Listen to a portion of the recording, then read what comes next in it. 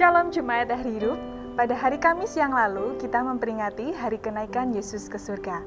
Tidak lama lagi kita akan memperingati hari Pentakosta, yaitu hari pencurahan Roh Kudus, Roh Penolong yang dijanjikan Yesus. Minggu yang akan datang ada ibadah istimewa dalam rangka hari Pentakosta. Kita rindu Roh Kudus melawat kita dengan kuasanya yang dahsyat untuk memperlengkapi dan memampukan kita menjadi saksi-saksi Kristus. Masih dalam rangka hari Pentakosta, gereja kita mengadakan acara Q&A atau tanya jawab seputar Pentakosta pada hari Rabu tanggal 27 Mei dan dimulai pukul 7 malam. Bapak Pendeta Gani Wiono akan menjadi narasumber dalam acara ini. Jika Bapak Ibu Saudara ingin didukung dalam doa atau ingin mendapatkan informasi lebih lanjut tentang kegiatan gereja kita, Bapak Ibu Saudara dapat menghubungi sekretariat gereja pada jam kerja atau nomor call center gereja setiap hari. Jangan lupa untuk terus dukung posko bantuan sosial gereja kita, baik berupa barang, kebutuhan pokok, atau berupa dana. Bantuan sosial akan disalurkan kepada rekan-rekan kita yang dalam kebutuhan atau warga lingkungan sekitar gereja kita. Terima kasih kepada Bapak Ibu Saudara Jemaat Air Hidup yang telah berpartisipasi dalam pemberian sumbangan sosial yang diadakan oleh gereja kita. Kiranya Tuhan Yesus membalas semua kebaikan Bapak Ibu Saudara sekalian. Kami rindu kita tetap saling menguatkan, saling mendoakan meskipun kita tidak dapat bertatap muka secara langsung. Mari kita terus berdoa supaya keadaan akan segera pulih dan kita dapat beribadah kembali bersama di gereja dan bersekutu dalam KKA. Tetap semangat menjalani hari-hari, selamat hari Minggu, Tuhan Yesus memberkati. Shalom Bapak Ibu Saudara, selamat pagi, kita berjumpa lagi di minggu ini. Kita akan mulai ibadah online pada minggu ini. Mari kita akan berdoa. Terima kasih Bapa di surga, kami bersyukur Tuhan, Kau masih memberikan kesempatan kepada kami Tuhan. Biarlah kesempatan ini Tuhan kami gunakan untuk kemuliaan dan kebesaran nama-Mu ya Bapa. Terima kasih Tuhan atas kesetiaan-Mu. Terima kasih Bapa atas pemeliharaan-Mu bagi kami ya Tuhan. Terima kasih Bapa, Kau menyediakan apa yang kami butuhkan tepat pada waktunya ya Tuhan. Terpujilah nama-Mu Bapa, demi nama Yesus. Haleluya. Amin. Kau Bapa yang setia. Bapa, Kau setia. Bapa, Kau mulia.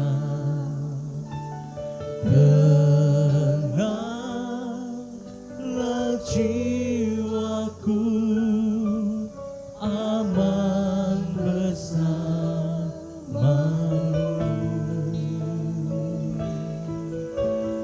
Lebih dari harta,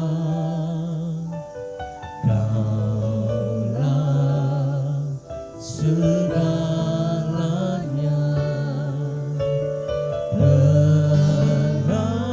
Tenanglah jiwaku dalam hadirat-Mu.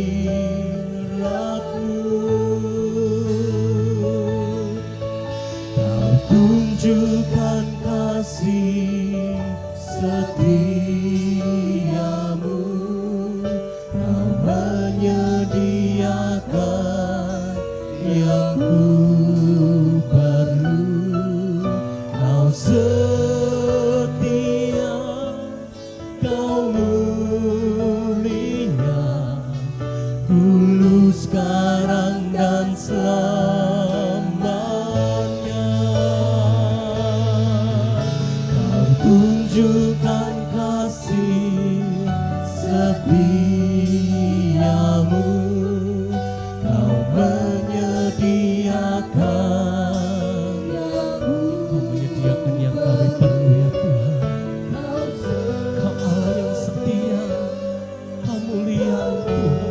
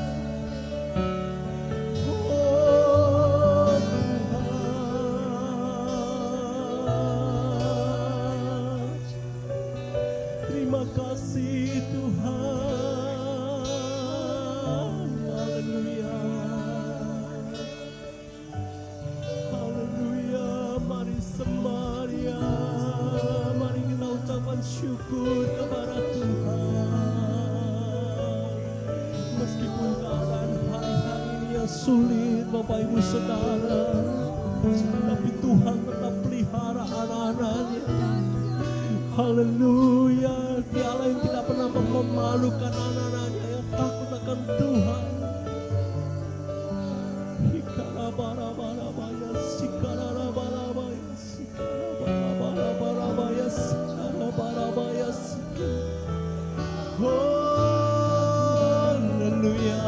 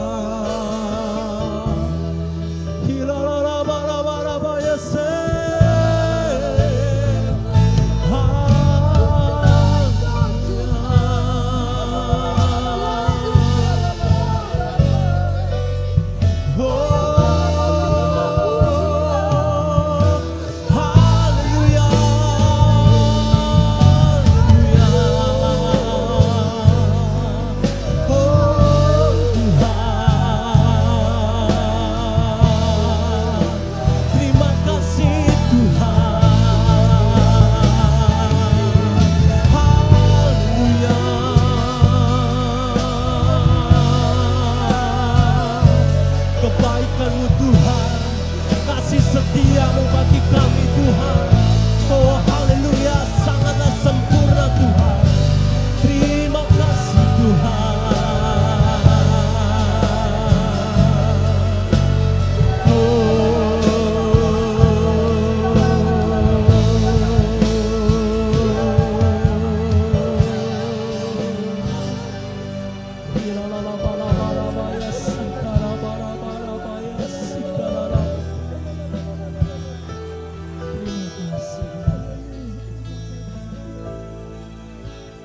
Tunjukkan kasih setia,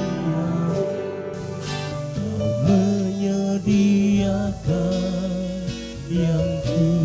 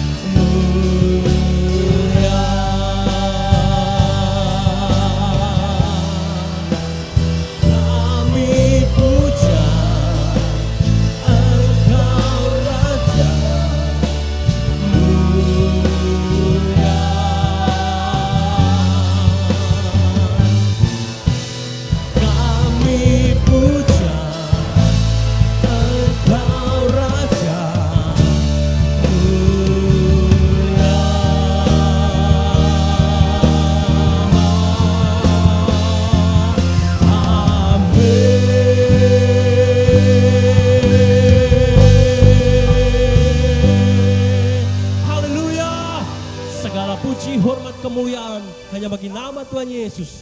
Haleluya. Amin. Amin. Allah kita adalah Allah yang sanggup Bapak Ibu melakukan segala perkara di dalam setiap kehidupan kita. Amin. Allah sanggup.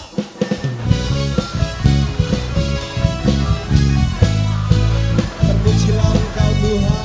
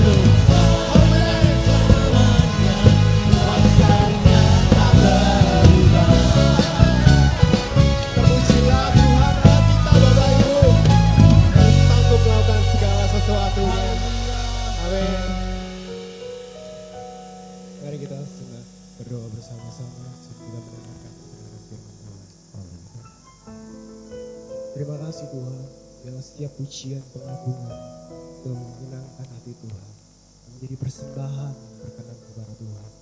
Dan sebentar Tuhan kami akan mendengar Engkau berbicara Tuhan. Urapi kami semuanya Tuhan, berkati kami semuanya, berkati hamba-Mu Tuhan. Sehingga kami melakukan setiap kebenaran-kebenaran yang akan disampaikan. Terpujilah nama-Mu Tuhan, di dalam nama Tuhan Yesus, mengucap syukur dan berdoa. Amin. Shalom Bapak Ibu Saudara yang dikasihi Tuhan.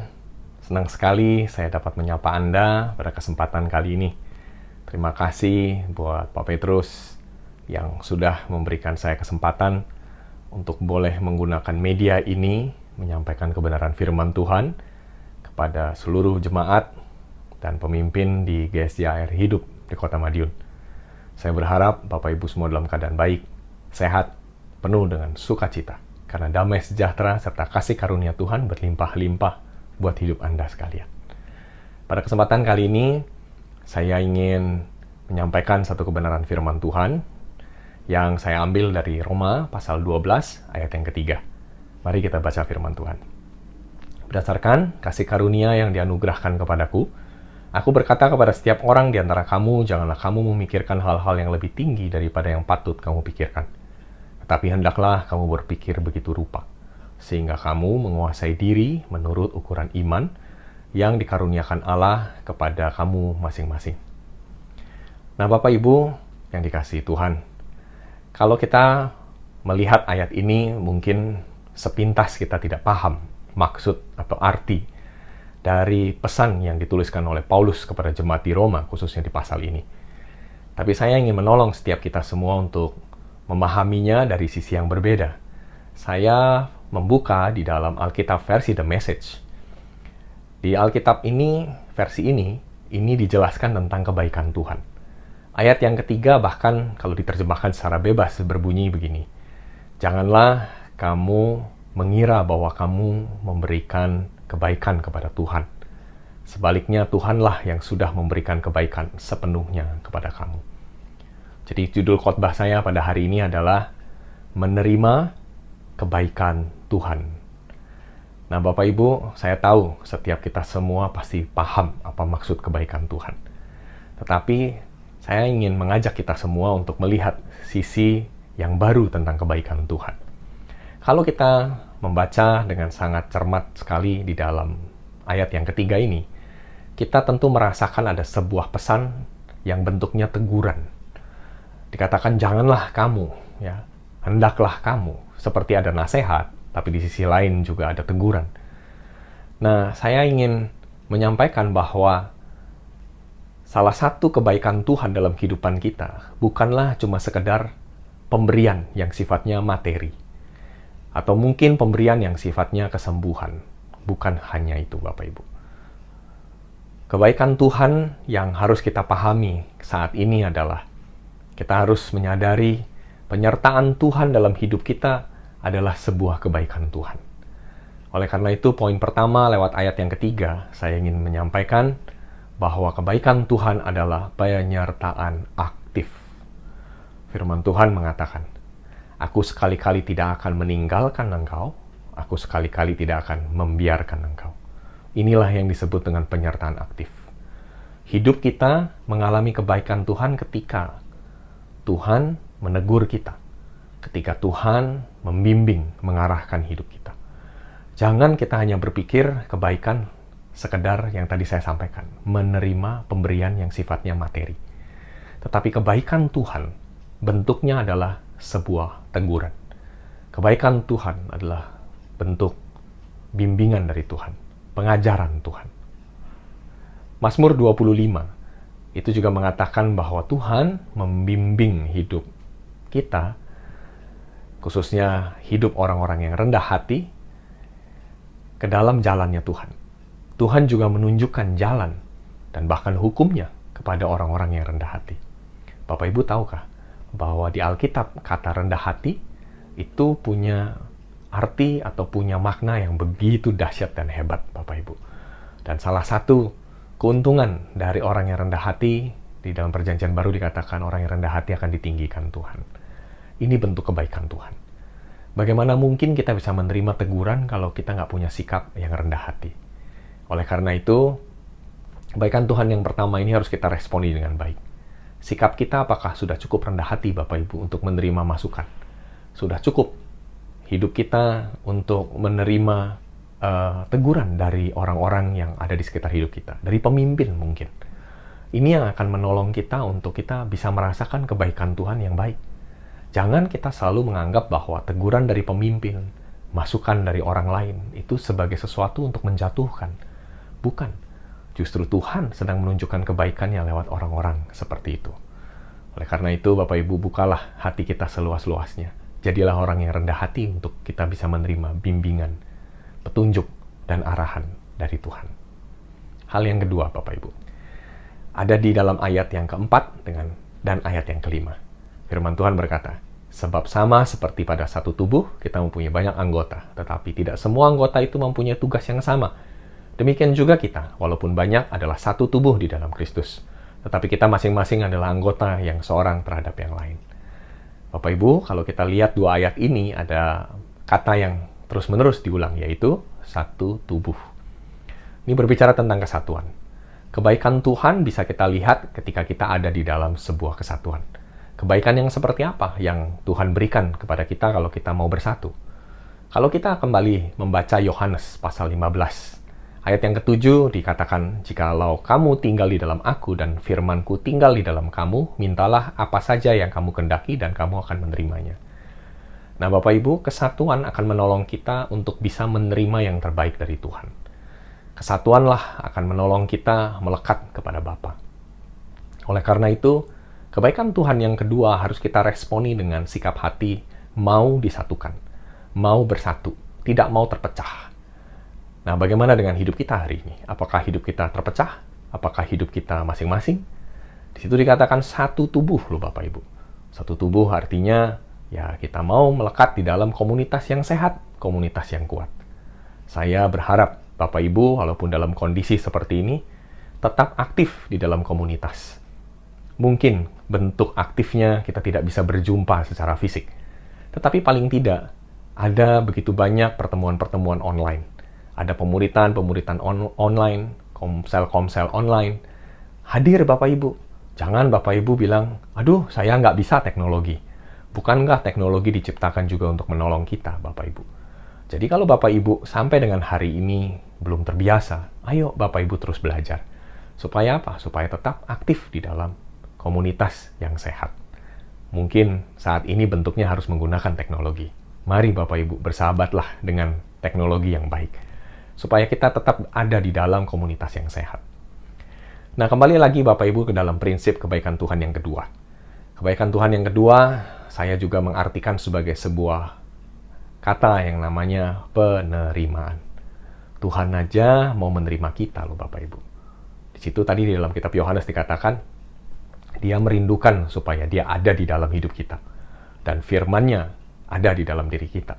Kita harus ada di dalam dia. Inilah yang namanya kesatuan. Tuhan aja rindu ada di dalam hati saudara. Apakah saudara juga merindukan Tuhan benar-benar aktif di dalam diri saudara? Jadi gini loh saudara. Jangan kita menganggap bahwa kebaikan Tuhan itu dengan cara yang pasif. Tapi kebaikan Tuhan itu harus kita responi dengan aktif Bapak Ibu. Aktif artinya apa? Mari melekat kepada firman. Firman-Nya tinggal di dalam hidup kita semua. Hal yang terakhir Bapak Ibu tentang kebaikan Tuhan. Ini ada di dalam pasal yang sama, Roma 12, tetapi ayat yang ke-6 hingga ayat yang ke-8. Saya ingin bacakan buat kita semua. Demikianlah kita semua mempunyai karunia yang berlain-lainan, menurut kasih karunia yang dianugerahkan kepada kita. Jika karunia itu adalah untuk bernubuat, baiklah kita melakukannya sesuai dengan iman kita. Jika karunia untuk melayani, baiklah kita melayani. Jika karunia untuk mengajar, baiklah kita mengajar. Jika karunia untuk menasehati, baiklah kita menasehati. Siapa yang membagi-bagikan sesuatu, hendaklah ia melakukannya dengan hati yang ikhlas. Siapa yang memberi pimpinan, hendaklah ia melakukannya dengan rajin. Siapa yang menunjukkan kemurahan, hendaklah ia melakukannya dengan sukacita.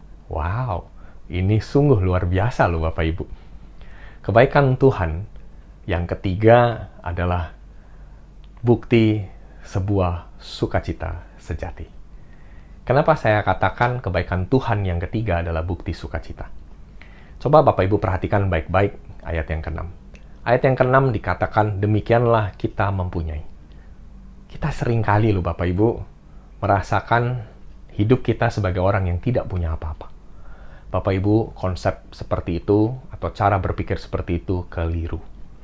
Jangan biarkan kita seringkali berkata, kita tidak punya apa-apa. Kita ini punya sesuatu Bapak Ibu. Tuhan sudah menganugerahkan sesuatu ke dalam hidup kita.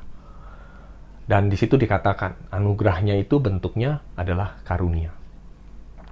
Jadi saya ingin mengingatkan kepada kita, bahwa di dalam hidup setiap Bapak Ibu Saudara sekalian, termasuk saya, ada karunia-karunia yang Tuhan sudah anugerahkan. Dan Tuhan mau kita mengaktifkan karunia-karunia tersebut. Jadi bukan hanya kita menerima saja, tapi kita mengaktifkannya. Kebaikan Tuhan yang ketiga hanya bisa kita terima ketika kita mulai mengaktifkan karunia yang Tuhan beri dalam hidup kita. Karunia apa saja? Di sini dikatakan karunia untuk bernubuat. Jadi kalau Bapak Ibu memang memiliki karunia untuk bernubuat, lakukan Bapak Ibu. Jangan segan-segan Bapak Ibu untuk melakukannya. Saya setiap minggu saat ini aktif Bapak Ibu bertemu dengan teman-teman satu pemuritan. Ada 13 pasang suami istri di dalamnya. Kami membiasakan diri untuk setiap minggu kami berkata-kata, bernubuatlah buat teman-teman kami yang lain. Kami nubuatkan, kami doakan, dan itu menguatkan sekali loh Bapak Ibu. Justru ketika kami mulai melakukan itu, kami merasakan sukacita yang luar biasa. Inilah yang namanya kebaikan Tuhan. Jadi sebenarnya kebaikan Tuhan yang ketiga hanya bisa kita rasakan kalau kita aktifkan. Kalau kita tidak aktifkan, ya kita tidak merasakan. Sama seperti ketika pertama kali Bapak Ibu menerima kartu kredit Bapak Ibu dari bank. Kalau Bapak Ibu menerima kartu ini, biasanya pihak bank akan mengirimkan sebuah surat dan mengatakan, mohon diaktifkan karena kartu tersebut belum aktif. Kita sudah menerima kartunya, tapi belum bisa digunakan. Kenapa belum bisa digunakan? Karena belum diaktifkan, belum dipastikan bahwa Anda siap untuk menggunakannya. Demikian juga dengan kita. Sebenarnya Tuhan sudah berikan karunia itu, tinggal kita aktifkan. Nah, bagaimana cara kita mengaktifkan karunia tersebut? Oh, mudah sekali. Ketika kita ada di dalam komunitas, dan kita melihat komunitas kita saat itu membutuhkan salah satu dari karunia-karunia yang kita miliki ini, lakukan, berikan Bapak Ibu. Sesederhana itu. Hal berikutnya, di situ dikatakan tentang melayani, misalnya. Ya sudah, kalau memang kita memiliki karunia untuk melayani dan kita lihat ada orang-orang yang membutuhkan pelayanan kita, lakukan. Itu namanya aktifkan. Saya melihat nih Bapak Ibu, ada orang-orang yang memang punya karunia melayani. Satu kali, dia melayani tetangganya yang mengalami musibah. Tahu apa yang terjadi Bapak Ibu? Dia ngalamin sukacita yang besar loh Bapak Ibu pada waktu dia melayani orang lain. Bukankah Bapak Ibu juga pernah merasakannya? Ketika kita mulai melayani orang lain, kita merasakan ada satu sukacita yang besar. Jadi kalau memang Bapak Ibu tahu Bapak Ibu punya karunia ini, lakukan. Apalagi Bapak Ibu, ada yang dibilang mengajar. Ada orang-orang yang punya karunia mengajar. Ya kayak saya punya karunia ini. Saya senang banget mengajar Bapak Ibu. Jadi pada waktu saya melakukannya, saya penuh dengan sukacita. Tahu nggak Bapak Ibu, selama hampir 10 minggu ini Bapak Ibu, waktu di rumah saja self karantin ya, karena Jakarta ini yang pertama kali ya mengalami harus tinggal di rumah, harus dikarantina di rumah ya, self karantin. Kami ini atau saya khususnya, saya lagi sedang berpikir apa yang harus saya lakukan. Dan saya ingat saya punya karunia mengajar. Dan akhirnya setiap minggu saya coba aktifkan kelompok pemuritan saya connect dengan online Bapak Ibu, secara online. Dan saya mulai mengajar mereka setiap minggu. Apa yang terjadi Bapak Ibu? Dalam 10 minggu terakhir ini saya tetap penuh dengan sukacita. Khususnya tiap hari Senin. Karena pemuritan kami jatuhnya di hari Senin. Kami lakukan itu, saya lakukan itu. Wah, luar biasa Bapak Ibu. Sukacita loh. Ketika karunia itu dilakukan, dipraktekkan, diaktifkan Bapak Ibu. Bapak Ibu punya karunia apa? Kalau di sini dikatakan karunia memberi, membagi-bagikan. Kalau memang Bapak Ibu punya karunia ini, lakukan. Justru ketika kita mulai memberi, Bapak Ibu akan menemukan kebaikan Tuhan yang luar biasa.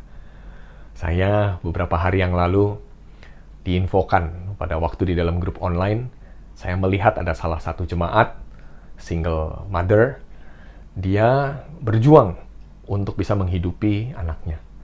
Dan nggak tahu kenapa di hati saya Tuhan gerakan untuk menanyakan kebutuhan ibu ini. Dan akhirnya saya dapat informasi dari teman komselnya bahwa ibu ini membutuhkan susu bayi. Dan akhirnya saya bersama dengan istri kami berangkat ke supermarket berbelanja untuk kebutuhan kami nih, di minggu atau di bulan berikutnya. Kami mulai berbelanja dan tiba-tiba saya digerakkan untuk ya udah ini waktunya untuk membeli sekarang. Dan akhirnya kami membeli beberapa box susu buat ibu ini dan kami kirimkan. Bapak Ibu, pada waktu saya ambil keputusan untuk membelinya, ada damai sejahtera yang mengalir dalam hati saya. Saya bahagia sekali rasanya, justru di tengah-tengah kesulitan seperti ini. Tuhan masih memakai hidup saya untuk boleh memberi kepada orang lain. Kalau Bapak Ibu digerakkan, Bapak Ibu boleh lakukan itu kepada jemaat yang Tuhan percayakan. Boleh lakukan kepada orang-orang yang ada di sekitar hidup Bapak Ibu. Ini hal sederhana sekali Bapak Ibu. Kebaikan Tuhan dapat Bapak Ibu rasakan kalau Bapak Ibu mau mengaktifkan karunia-karunia. Saya berharap 3 hal ini bisa memberkati hidup Bapak Ibu. Bahwa yang pertama, kebaikan Tuhan yang pertama adalah penyertaan aktif. Dirasakan atau dimiliki atau kita bisa merasakan dan menikmati kebaikan Tuhan penyertaan aktif ini dengan cara rendah hati. Mau belajar membuka diri untuk terima bimbingan, terima teguran, terima masukan. Yang kedua, Bapak Ibu, kita bisa menerima kebaikan Tuhan dalam bentuk penerimaan. Tuhan menerima kita apa adanya. Salah satunya, cara untuk kita bisa mengalami kebaikan Tuhan yang kedua adalah dengan membuka hati kita, menyadari sepenuhnya bahwa kita melekat di dalam Dia dan Dia ada di dalam kita. Bentuknya apa? Bersatu. Bukan terpecah, tapi bersatu. Bersatu dalam apa? Komunitas. Langkah konkretnya, praktisnya seperti apa? Setialah dalam komunitas. Kalau Bapak Ibu tidak bisa bertemu secara fisik, Bapak Ibu boleh bertemu secara online. Bapak Ibu harus berjuang untuk bisa tetap connect secara online dengan orang-orang yang ada di sekitar hidup Bapak Ibu. Khususnya apalagi gereja Tuhan. Connect Bapak Ibu. Bapak Ibu bisa menyaksikan tayangan ini sebuah tanda bahwa Bapak Ibu mau berusaha untuk melek teknologi dan menerima kebenaran firman Tuhan secara online. Hal yang terakhir adalah aktifkan karunia-karunia yang Tuhan sudah berikan dalam kehidupan Bapak Ibu. Ingat, kebaikan Tuhan yang ketiga hanya bisa kita rasakan kalau kita aktif. Bentuknya apa? Sukacita sejati. Saya rindu Bapak Ibu waktu mendengar firman ini penuh dengan sukacita, penuh dengan kegembiraan. Ada kekuatan yang baru karena firman Tuhan boleh dibagikan di antara kita semua. Saya berdoa ya buat Bapak Ibu. Bapa di surga, terima kasih buat kebaikan-Mu. Hari ini kami menerima firman-Mu seutuhnya. Terima kasih buat segala kebaikan Tuhan, yang selama ini kami pikir kebaikan-Mu hanya dalam bentuk pemberian materi. Tapi kami tahu, justru yang pertama kebaikan-Mu adalah penyertaan aktif. Engkau tidak pernah ninggalin kami, tidak pernah membiarkan kami. Bahkan mungkin Engkau menegur kami. Engkau sedang mengarahkan kami dan membimbing kami. Kami juga mengucap syukur Tuhan, bahwa kami ada di dalam komunitas yang sehat. Bersyukur buat gereja ini Tuhan, bahwa pemimpin serta para tim yang ada berusaha untuk terus memberikan kepada kami makanan-makanan rohani yang baik. Supaya kami tetap kuat, kami tetap sehat di dalam firman Tuhan. Dan yang terakhir Tuhan, kami dibukakan sungguh bahwa kami bukan orang yang tidak punya apa-apa. Tapi kami punya sesuatu karena memang Tuhan sudah menganugerahkan berbagai karunia untuk kami miliki. Tugas kami adalah mengaktifkan. Karena kami tahu ketika kami aktifkan karunia itu, kami penuh dengan sukacita. Diberkatilah jemaat Tuhan, biarkan terus bertumbuh di dalam kebenaran firman Tuhan. Rema terjadi ketika mereka merenungkan firman kebenaran ini. Diberkatilah Bapak Ibu Saudara sekalian di dalam nama Tuhan Yesus. Kami berdoa mengucap syukur. Haleluya. Amin. Tuhan Yesus memberkati Bapak Ibu.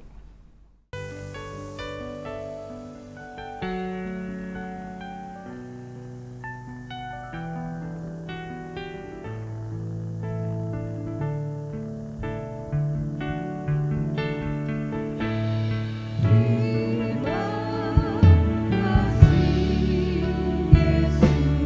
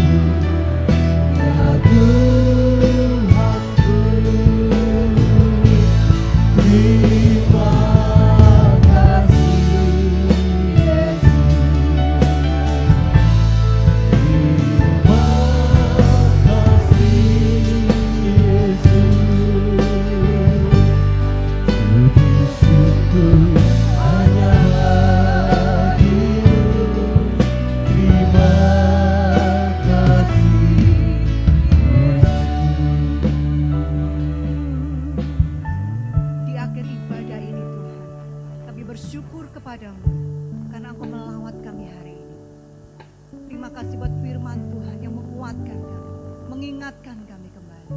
Terima kasih Tuhan buat hamba-Mu yang sudah menyampaikan isi hati. Kami berdoa Tuhan buat Bapak Arman. Biarlah Tuhan memberkati pelayanan beliau. Tuhan memberkati keluarga beliau. Tuhan menambah-tambahkan hikmat-Mu Tuhan, urapan-Mu atas beliau. Sehingga beliau bisa menjadi berkat buat lebih banyak orang lagi. Terima kasih Tuhan. Pada hari ini Tuhan, kami juga berdoa buat Bapak Ibu Saudara sekalian, jemaat Tuhan yang dikasihi. Biarlah damai sejahtera Tuhan, berkat-berkat Tuhan, kasih setia Tuhan terus berlimpah-limpah menyertai kita semua dalam segala kita lakukan. Tuhan memberkati pekerjaan, studi, rumah tangga Bapak Ibu Saudara sekalian. Dari hari ini sampai Maranatha Tuhan Yesus datang yang kedua. Dalam nama Tuhan Yesus kami mengucap syukur, kami berterima kasih buat penyertaan-Mu, buat pertolongan-Mu, buat komunitas kami Tuhan, buat karunia-karunia yang Tuhan beri dalam hidup kami. Biarlah hidup kami bisa menjadi berkat buat banyak orang. Hidup kami memuliakan Tuhan. Hidup kami menjadi teladan buat banyak orang. Terima kasih Tuhan Yesus. Di dalam nama Tuhan Yesus kami mengucap syukur. Amin. Ibadah kita sudah selesai. Terima kasih sekali lagi saya ucapkan kepada Bapak Arman yang sudah melayani kita kembali hari ini. Terima kasih buat Bapak Ibu Saudara semua yang sudah bergabung dalam ibadah online pada hari ini. Terus ikuti dan update berita-berita dari gereja kami di Instagram dan Facebook Gereja Air Hidup Madiun. Sampai berjumpa minggu yang akan datang, Tuhan Yesus memberkati.